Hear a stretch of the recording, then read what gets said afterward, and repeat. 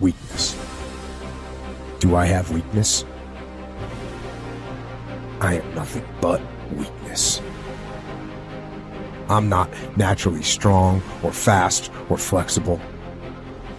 I'm certainly not the smartest person in the world. I get emotional over stupid things. I eat the wrong foods. I don't sleep enough. I procrastinate and I waste time. I care too much about meaningless things and not enough about important things. My ego is too big.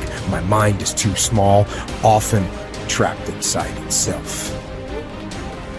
Now, all that being said, I have a saying.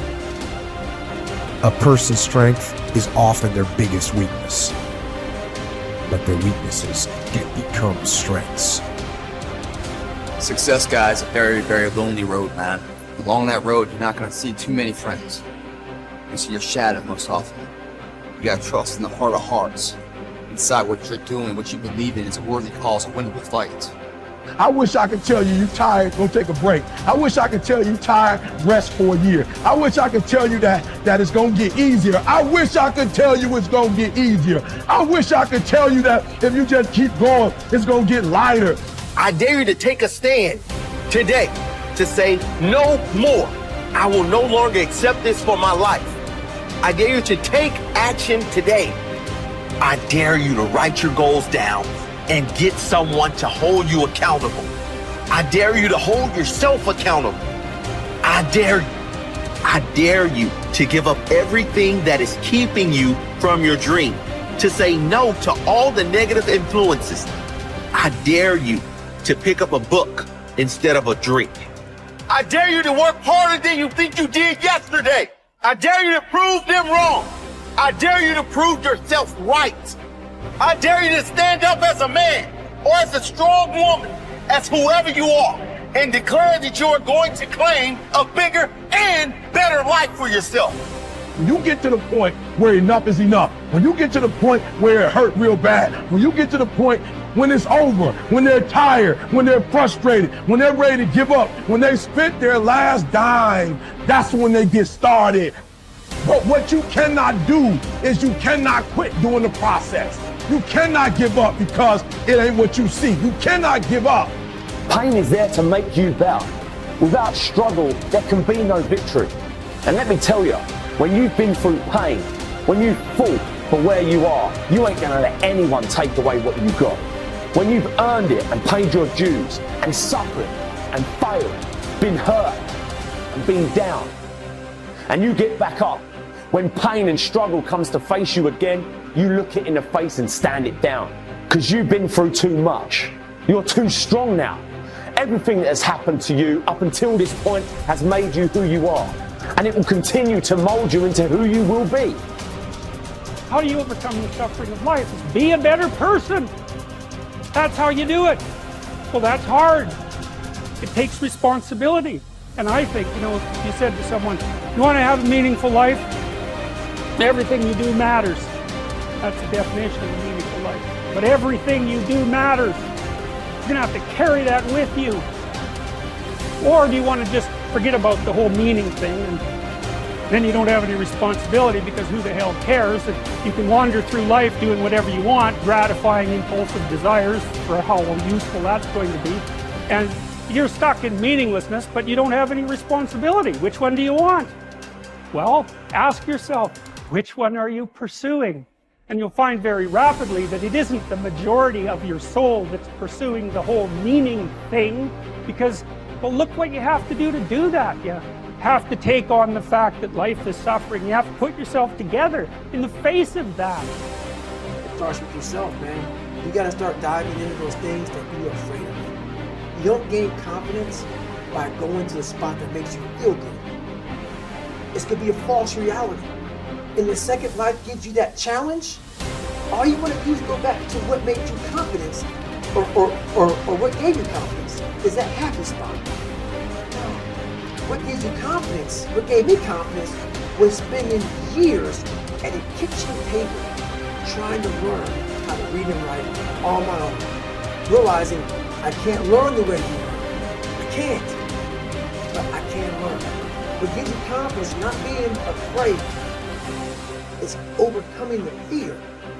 I used to stutter severely bad. So right now, I don't know how many people are going to watch this. You know what gives me confidence?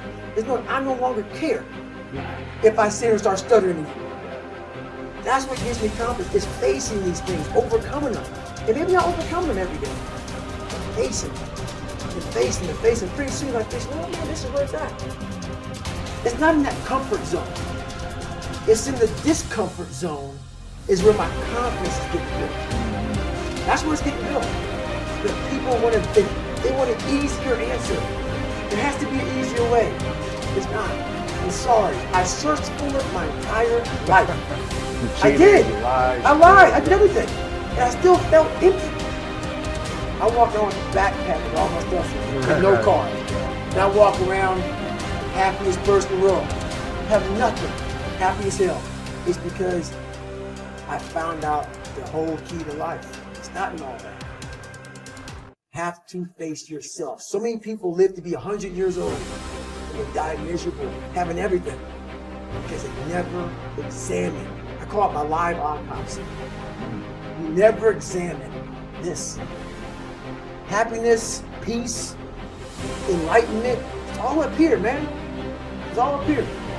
And when I start talking like this, people are, man, I don't know. It's the truth, man. It's all up here. You just got to be willing to go and face it. And that's the hard part. Attitude is a reflection, a result of a person's will. It is incalculably powerful. It can bring about marvelous results for us, but we need to train it patiently, day by day. Now let's talk about the attitudes of people who are successful. The top 5% of the people who go sailing through life from one success to another and who, even when they fail at something, shrug it off and head right out again. No matter who the person is or what he does, men and women in sales, business executives, people in all the professions, wives and mothers, students, top people in the armed forces, public servants, men and women in the service of religion, working men and women in all fields of endeavor. Wherever you find a person doing an outstanding job and getting outstanding results, you will find a person with the right kind of attitude. These people take the attitude toward themselves that they can accomplish what they set out to accomplish, that there's no good reason on earth why they can't be competent, successful. They have a healthy attitude toward themselves and, as a result, toward life and the things they want to accomplish.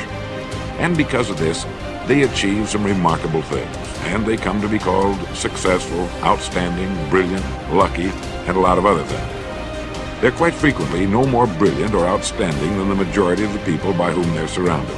But they did develop the right attitude, and they found their accomplishments not too difficult, and many times surprisingly easy, simply because it seems that so few are really trying, really believe in themselves. Successful people come in all shapes and sizes and in widely varying degrees of intelligence, background, and so on. But they all have one thing in common. They expect more good out of life than bad. They expect to succeed more than they fail. If you want something worthwhile, take the attitude that there are a lot more reasons why you can have it than there are that you cannot, and set out to earn it. Go after it, work at it, ask for it, and 9 times out of 10, you'll get it. Our environment is really a mirror of our mental attitude. If we don't like our environment, we have to change our attitude first. Your ability and willingness to discipline yourself to accept personal responsibility for your life are essential to happiness, health, success, achievement, and personal leadership. Accepting responsibility is one of the hardest of all disciplines, but without it, no success is possible.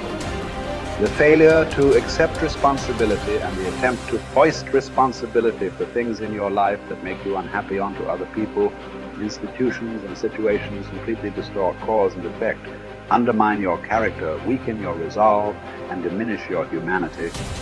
They lead to making endless excuses.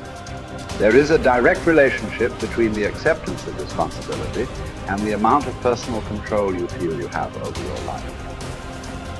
This means that the more you accept responsibility, the greater sense of control you experience. There is also a direct relationship between the amount of control you feel you have and how positive you feel. The more you feel that you have a high sense of control in the important areas of your life, the more positive and happy you are in everything you do.